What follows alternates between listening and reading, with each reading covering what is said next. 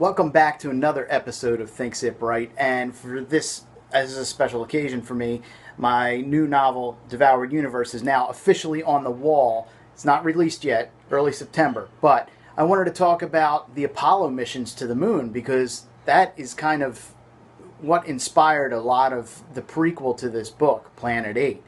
So I want to get into what each of the missions had accomplished, and talk about why we haven't gone back to the moon, some conspiracy theories, and facts.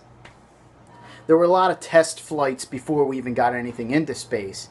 So I'll just get into the Apollo missions themselves, and you'll see I'll skip over some of the numbers, and I'll just briefly touch on each of them. Now, Apollo 1 was scheduled to launch on February 21st of 1967. Unfortunately, it never got into the air. All the crew members died on the launch pad in a fiery explosion. The Apollo 2 mission was actually deemed unnecessary, so they never went about doing that. And I can't understand why it was deemed unnecessary. I'm sure there's a lot more specifics to it. On November 9th of 1967, the Apollo 4 launched, and it placed a command space module in a high orbit. And they basically were testing the lunar reentry and the heat shield on the module. We'll skip ahead 2 months to the next year, and that's when Apollo 5 launched off the ground. And I'm really curious to see what the cost was of each of these. I did see a breakdown, and I actually didn't feel that was necessary to put in this episode, but I'd like to see a comparison as to what we used to spend and what we spend now in the NASA program just to get things going, because technology's come a long way. They claim they were sending these early Apollo missions up to the moon with a circuit board that basically controlled the Nintendo Entertainment System, so that's pretty impressive. Anyway, the Apollo 5 demonstrated different propulsion and how they could correctly re-enter and enter orbits. Apollo 6 had 3 engine failures, and it launched a couple months after that. It was April 1968, and basically it was an unmanned demonstration of a translunar orbit and direct return, but it had 3 engine failures. But it was okay because it had served its purpose, and Apollo 7 launched in October of 68. And in Apollo 7, that was the first manned Earth orbital demonstration of Command Space Module. It was also the first live television broadcast from space. So that's kind of cool. That was the first groundbreaking.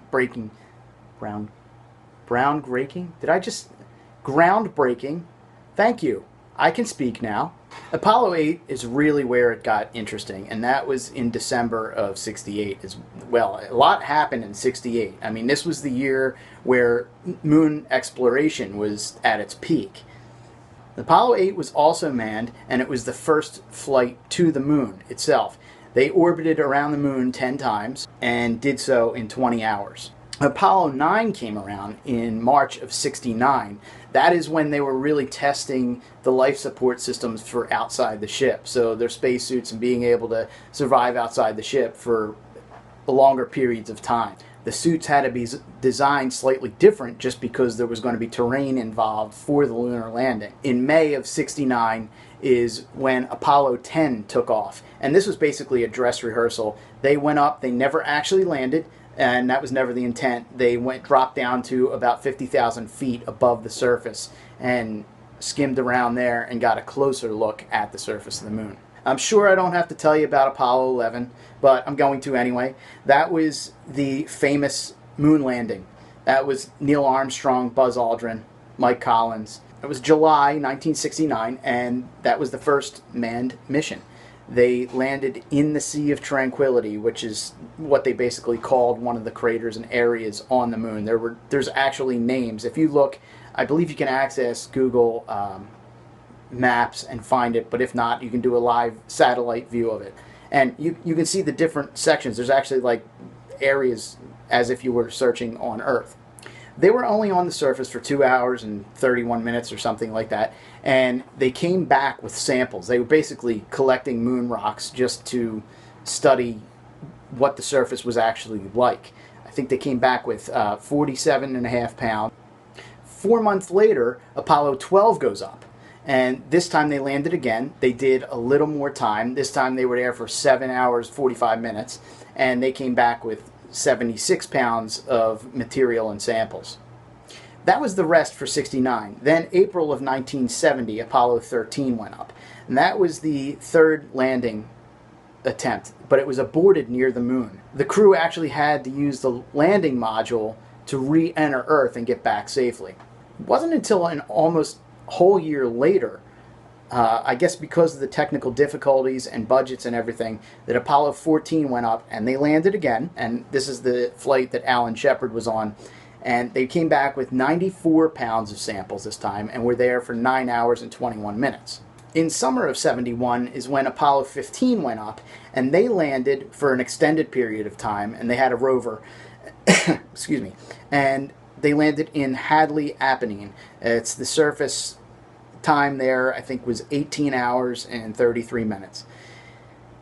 They came back with a lot more. They came back with 169 pounds of samples.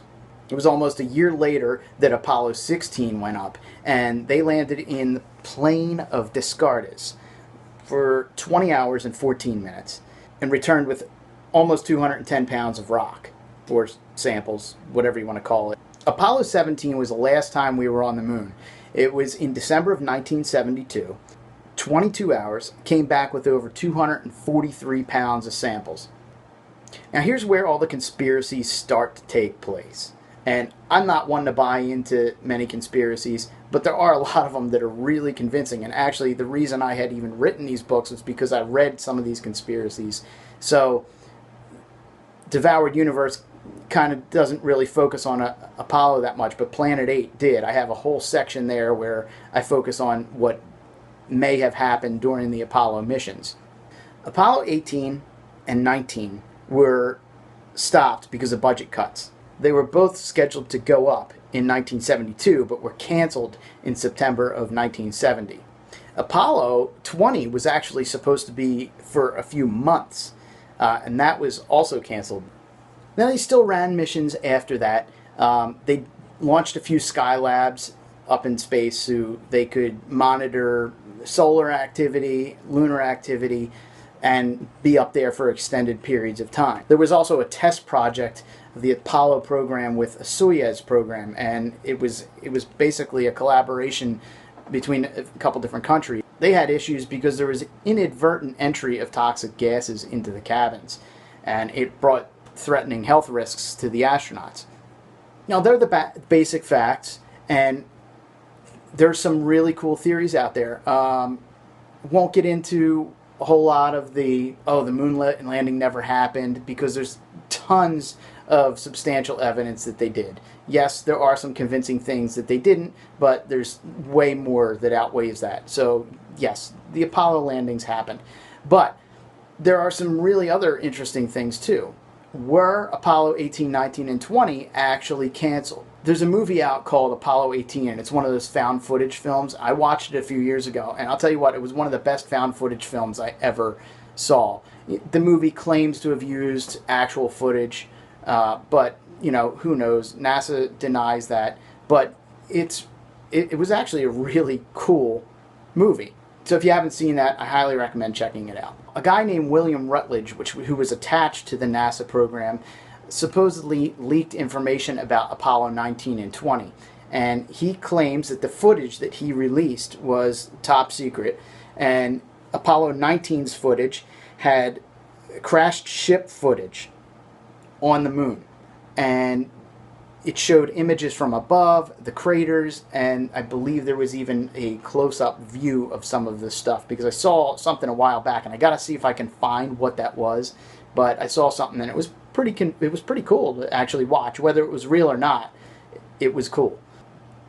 The footage that he released from the so-called Apollo 20 mission was alien corpse footage. And I don't know if you've ever seen the stills or anything, but it's this orange-looking man or woman laying dead, and they have has bones, like double bones through its eyes and through its nose, kind of like piercings, but they're kind of like, I don't know what they were supposed to be, growths or whatever.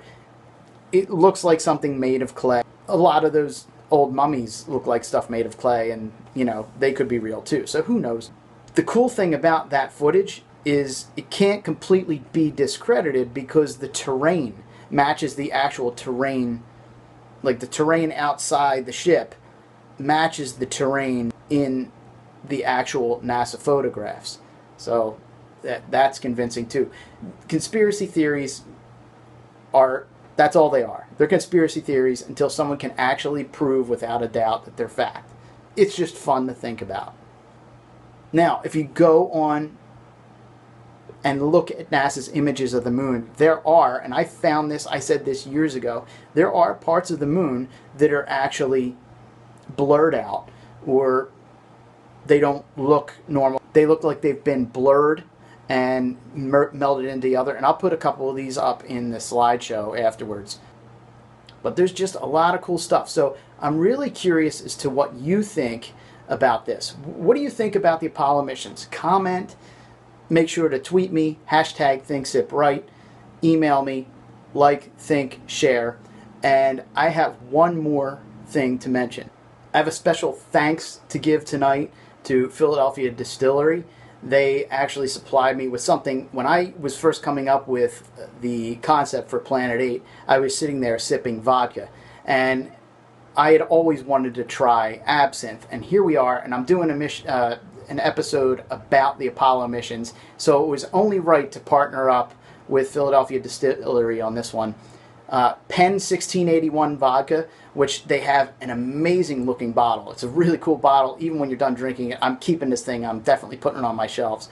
And Vieux Carre, and I hope I'm saying that right because I never took French, but Vieux Carre Absinthe. So I made a little drink, which I'm sipping right here, and I will put the recipe up for that at the end of this, and I'll put the links to their websites and everything. Penn 1681 is penn1681.com, and Vieux Carre, I'm not even going to attempt to spell out the whole thing, but the absinthe is, these are absolutely amazing drinks. So try them out, try my drink out, let me know if you like it.